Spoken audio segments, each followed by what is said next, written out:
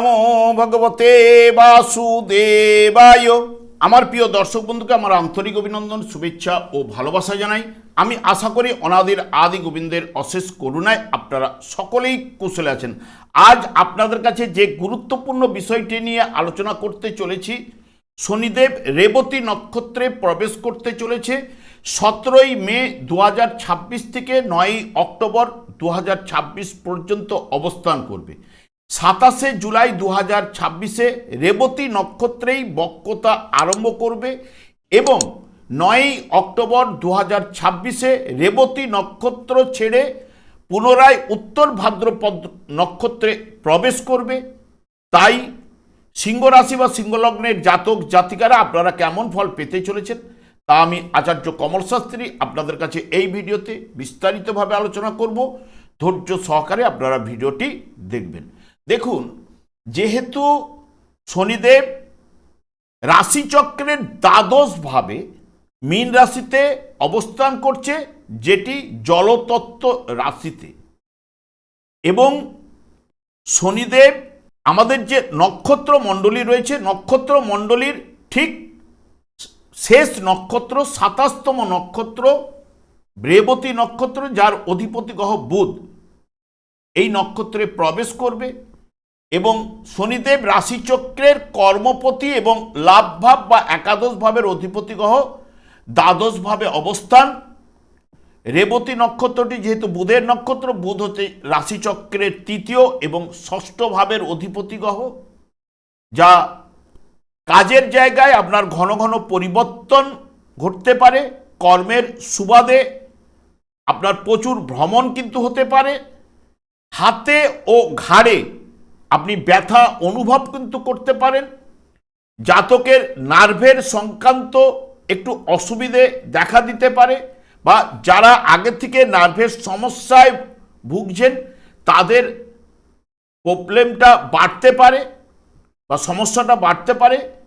গুরুত্বপূর্ণ কাগজপত্র আপনি হারিয়ে ফেলতে পারেন।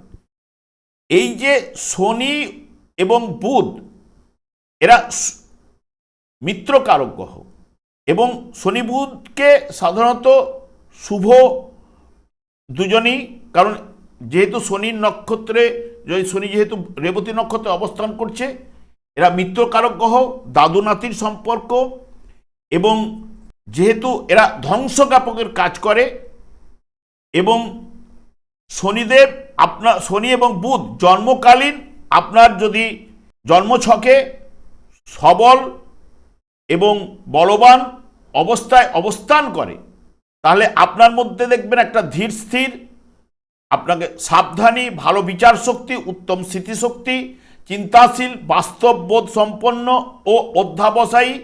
তার মধ্যে চঞ্চলতা থাকবে না। বিশেষ করে অঙ্ক, পদার্থবিদ্যা, গবেষণায় আপনার আগ্রহ বাড়াবে। আপনার ইচ্ছা শক্তি এবং যে কোনো কাজে লেগে থাকার ক্ষমতা, ইচ্ছা পূরণের আকাঙ্ক্ষা ইত্যাদি ইত্যাদি কিন্তু প্রদান করবে। এবং এই শনি বুধ আপনার জন্মকালীন যদি দুর্বল, পীড়িত, অশুভ অবস্থায় অবস্থান করলে সব প্রচেষ্টাই কিন্তু বিফল হবে বা বিলম্বিত হবে। আপনি ঋণগ্রস্ত হতে পারেন, রোগগ্রস্ত হতে পারেন, অল্প শিক্ষা, দুর্বল স্মৃতিশক্তি, আর্থিক সচ্ছলতা সেই মতো কিন্তু দেবে না, ঠান্ডা লাগা, বধিরতা ইত্যাদি ইত্যাদি প্রদান করতে পারে। বর্তমানে দেখুন, সিংহ রাশি বা সিংহ লগ্নের জাতক জাতিকাদের অষ্টম ভাবে শনিদেবের অবস্থান, যা আপনাদের ক্ষেত্রে ঢাইয়ার চলছে, কিন্তু এই ঢাইয়ার প্রকোপ আপনাদের এই নক্ষত্রে প্রবেশ করার কারণে হ্রাস বৃদ্ধি ঘটবে। এবং শনিদেব আপনাদের ঠিক ষষ্ঠ এবং সপ্তম ভাবের অধিপতি গ্রহ অষ্টম ভাবে অবস্থান করছে, যেটি রেবতী নক্ষত্রে, বুধের নক্ষত্রে। বুধ হচ্ছে সিংহ রাশির জাতক জাতিকাদের মিত্রকারক গ্রহ। যেহেতু মিত্রকারক গ্রহ এবং শনিদেবের মিত্রকারক হচ্ছে বা মিত্র হচ্ছে বুধ, এবং বুধ হচ্ছে আপনাদের দ্বিতীয় এবং লাভ ভাবের বা একাদশ ভাবের অধিপতি গ্রহ, যা অষ্টম ভাব থেকে সাধারণত আমাদের বিচার বিশ্লেষণ জ্যোতিষশাস্ত্রে করা হয় আয়ু, মৃত্যু, হতাশা এবং বঞ্চনা, আকস্মিক বিপদ, দুর্ঘটনা, অপারেশন, অপমান, বদনাম ইত্যাদি ইত্যাদির বিচার এই অষ্টম ভাব থেকে কিন্তু হয়ে থাকে। এবং এই শনিদেব রেবতী নক্ষত্রে প্রবেশ করার কারণে যে কোনো বিষয়ে আপনার সমাপ্তি এবং নতুন করে কিছু করার ইঙ্গিত কিন্তু এই নক্ষত্র দিয়ে থাকে। এবং শনিদেব আপনার রাশির জন্য অনুকূল নক্ষত্রে অবস্থান, রেবতী নক্ষত্রে, যা দীর্ঘদিন ধরে চলা আর্থিক সমস্যার সমাধান কিন্তু ঘটাবে। কারণ অর্থপতির নক্ষত্রে বা লাভপতির নক্ষত্রে আপনাদের অবস্থান, আটকে থাকা অর্থ বা অমীমাংসিত কাজগুলির বর্তমান সময়ে গতি পাবে বা সফলতা আপনাকে প্রদান করবেই।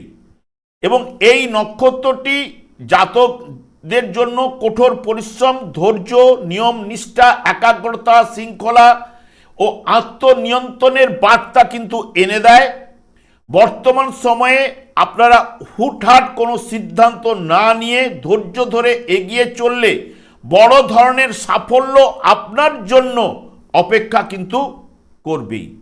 কর্মক্ষেত্রে আপনার দায়িত্ব বৃদ্ধি পাবে, কঠোর পরিশ্রমের পূর্ণ ফল আপনি কিন্তু পাবেনই। তবে কাজের ক্ষেত্রে কিছুটা ধীরগতি বা বিলম্ব দেখা দিতে পারে। ব্যবসা বাণিজ্যে বড় ধরনের উন্নতি ঘটবে যদি আপনি সততার মধ্যে ব্যবসা পরিচালনা করেন। কর্মক্ষেত্রে উচ্চপদস্থ ব্যক্তির সহিত কোনো রকম তর্কে জড়াবেন না। এবং আয়ের নতুন উৎস অতি অবশ্যই তৈরি হতে পারে।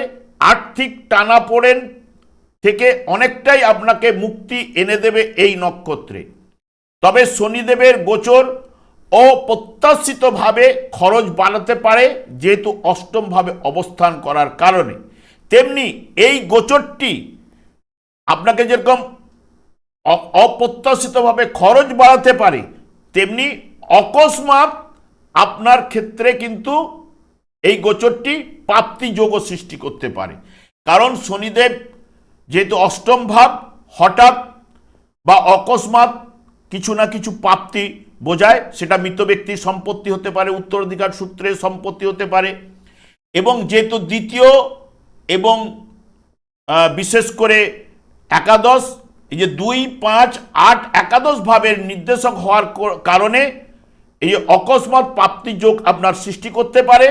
বিশেষ করে যারা শেয়ার ট্রেডিং করেন তাদের ক্ষেত্রে লাভবান কিন্তু হওয়ার সম্ভাবনা। যারা লটারি, ফাটকা, বিমা, পুরনো কোনো বিনিয়োগ থেকে ভালো রিটার্ন কিন্তু এই নক্ষত্রে থাকাকালীন আপনারা কিন্তু পেতে পারেন। তবে আপনাদের মনে রাখতে হবে, হুটহাট করে কোনো বড় বিনিয়োগ যাবার আগে বারবার চিন্তা করে এগুতে হবে, তা না হলে ক্ষতির সম্ভাবনাও কিন্তু দেখা দিতে পারে। বর্তমান সময়ে স্বাস্থ্যের প্রতি নজর রাখতে হবে, যেহেতু অষ্টমভাবে শনিদেবের অবস্থান।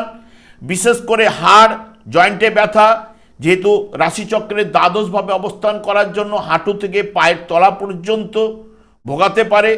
এবং কাজের চাপের কারণে মানসিক ক্লান্তি আপনার আসতে পারে। পরিবারে পিতা বা গুরুস্থানীয় যারা ব্যক্তিরা রয়েছে তাদের প্রতি যদি আপনি শ্রদ্ধা ভক্তি রাখেন এবং তাদের স্বাস্থ্য বিষয়ে আপনাকে নজর রাখতে হবে। তবে প্রেমের ক্ষেত্রে মতান্তর, ভুল বুঝাবুঝি এড়াতে গেলে আপনাকে কিন্তু শান্ত থাকা কিন্তু জরুরি। এই নক্ষত্রে ব্যবসায় নতুনভাবে আপনার শুভ যোগ সৃষ্টি হতে পারে, হঠাৎ ভাগ্য উন্নতি ঘটতে পারে, পারিবারিক জীবনে আনন্দ লাভ ঘটবে, আর্থিক দিক দিয়ে সফলতা আসবে, সম্পদ লাভ, মূল্যবান বা দ্রব্য লাভ ঘটতে পারে এবং সুখাদ্য ভোজন এবং কর্ম প্রয়াসে আপনার সার্থকতা আসতে পারে। বৈষয়িক ঝামেলার আপনার অবসান কিন্তু ঘটবে। তবে আপনারা যদি আরও ভালো রেজাল্ট পেতে চান, অতি অবশ্যই ওং নমো ভগবতে বাসুদেবায় 108 বার প্রত্যেক দিন জপ করতে পারেন। এবং তাছাড়া আমি বারবার শনিদেবকেই সন্তুষ্ট করার কথা বলে থাকি, কারণ এই কলিযুগটি শনি এবং রাহুর দ্বারাই কিন্তু পরিচালিত। তাই ভাগ্য বিধাতা শনিদেবের উপর কর্মফল প্রদান দণ্ডদান কিন্তু ন্যস্তভার করে রেখেছেন। এবং আমাদের 4টি যুগ রয়েছে, 4টি যুগে 4টি যুগধর্ম রয়েছে। এই কলিযুগের যুগধর্ম হরে কৃষ্ণ মহামন্ত্র। শনিদেব দিন রাত্রি জপ করার কারণে ওনার স্ত্রীর দ্বারা উনি অভিশাপ প্রাপ্ত। কারণ কি? সংসারের প্রতি দায়িত্ব বোধ শনিদেবের না থাকার কারণে। তাই শনিদেবকে সন্তুষ্ট করতে গেলে হরেকৃষ্ণ মহামন্ত্র জপ করলে শুধু শনিদেব একাই নন, অন্যান্য গ্রহগুলো দেখবেন সন্তুষ্ট হবে, আপনার ক্ষেত্রে শুভ ফল কিন্তু এনে দেবে।